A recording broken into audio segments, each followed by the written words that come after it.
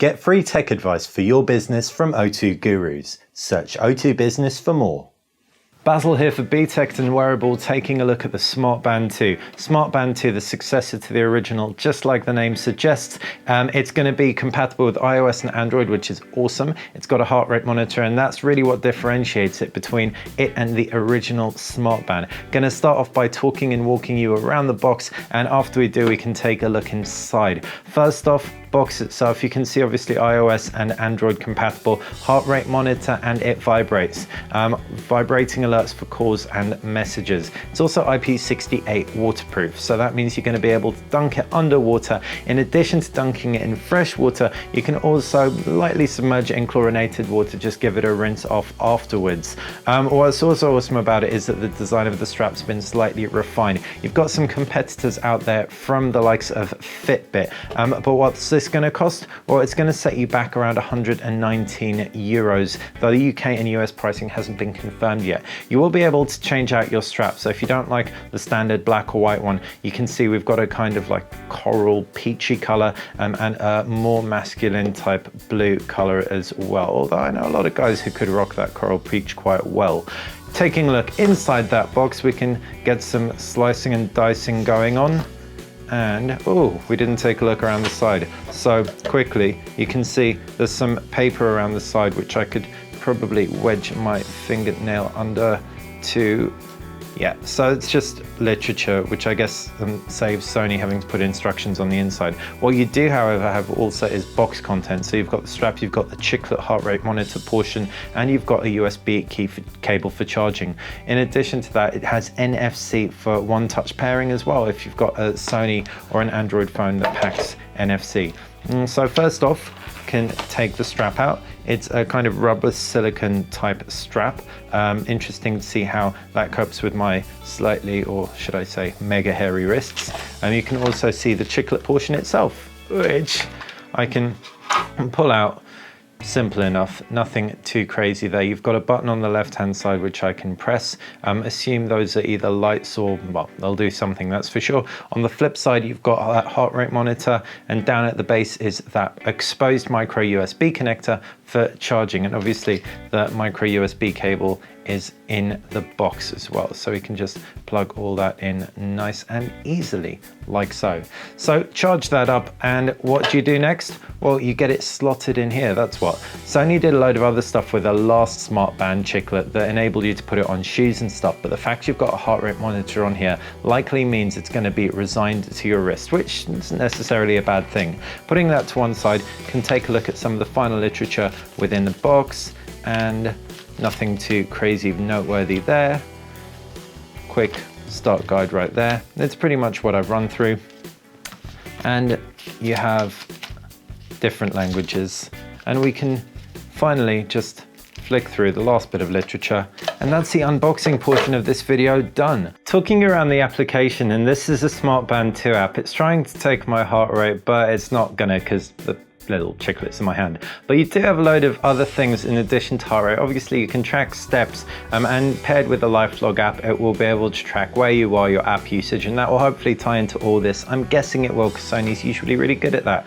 You can also see there's a normal mode here. I can tap on that. I could activate stamina mode, which would get that extra little bit of battery life I was talking about. As far as the notifications go, incoming calls and other notifications will make the whole thing vibrate, though there are do not disturb hours. A really interesting one, which I'm really keen to try because I'm such a heavy sleeper, is the sleep wake up function. So press a button to snooze and hold it to dismiss. So basically it'll vibrate to wake you up.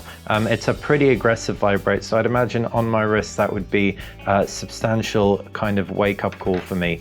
What's really great about this is the fact that you can control the ways in which it reads your heart rate. So by default it's set to read your heart rate every 6 minutes or so, and it should last 2 days doing that. If you want it to read your heart rate continuously during a run, for example, it'll last for 10 hours. Alternatively, you've got a stamina mode on here as well that will make it last even longer than that. Ultimately, as far as this app goes, that's all pretty much it said and done. The LifeLog application, for anyone who doesn't know, won't just track how much energy you spend through heart rate, etc. It'll also track the applications you use, how much music you listen to, how many movies you watch, how much time you spend on the internet, etc. So it's a pretty comprehensive look at your entire life. And what this thing does is it just really ties it into some tangible heart rate data, which will hopefully be more accurate than most heart rate monitors that I've seen. Now the moment of truth, I guess. First off, let's take a closer look at this strap. It's a silicone strap. I already mentioned that it feels like it could pull my hair, but let's try and do that. The clasping mechanism is actually worth dwelling upon. It's a little bit weird. So you've got this little nozzle right there, and you've got a whole ton of grooves in here, and you just slide that through. So once it's looped in, you lock it in place like so, and it does feel like a pretty secure, snug fit. So now I can pull that out. Sony insignia should face down, and I can try getting that over. And I am the worst person in the world for getting watches on. I'm all thumbs, so you're gonna have to bear with me. This does feel actually a little bit more difficult to manage than most, so maybe because it's a new mechanism. Once it's on though, locked in place, can pull the strap through, and there you go. So it's pretty much on my wrist right now. I have skinny wrists, so I'm really grateful that this large kind of size seems to accommodate them. It's a pretty bulky thing compared to a couple of other fitness trackers I've seen, but haven't seen anything really much smaller that can measure heart rate as well. So now let's actually try and do just that, measure my heart rate.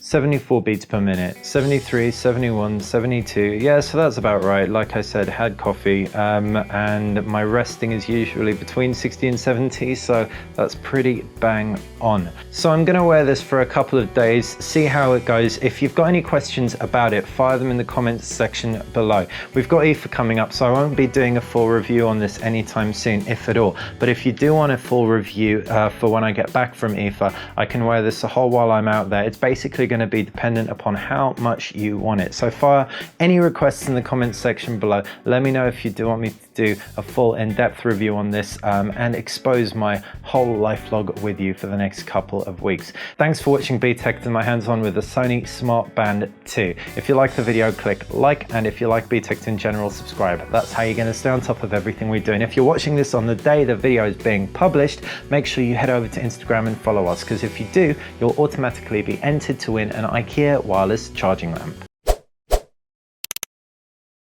Get free tech advice for your business from O2 Gurus. Search O2 Business for more. The Sony Xperia Z4. I wasn't even that annoyed when I heard it wouldn't be called the Z4 here in the UK. It's a Z3 Plus. The Plus seemed a little bit more appropriate. After all, it's a very similar device to its predecessor. It looks very similar, it has a waterproof body, lots of cores, 3 GB of RAM, a 5.2-inch Full HD display. Sony Xperia Z3 Plus, pretty appropriate name. So what is new? It's a thinner phone with less flaps, more memory, and a new processor. That sounds great, right? Well, it should be great, and it's great for the most part, but there are some major shortcomings. We're going to start off with the design, and fortunately this is one area that Sony builds upon its successes. I love the Z3. Classical, sleek, pretty timeless. The Z3 Plus is better. Well, it's thinner. Get free tech advice for your business from O2 Gurus. Search O2 Business for more.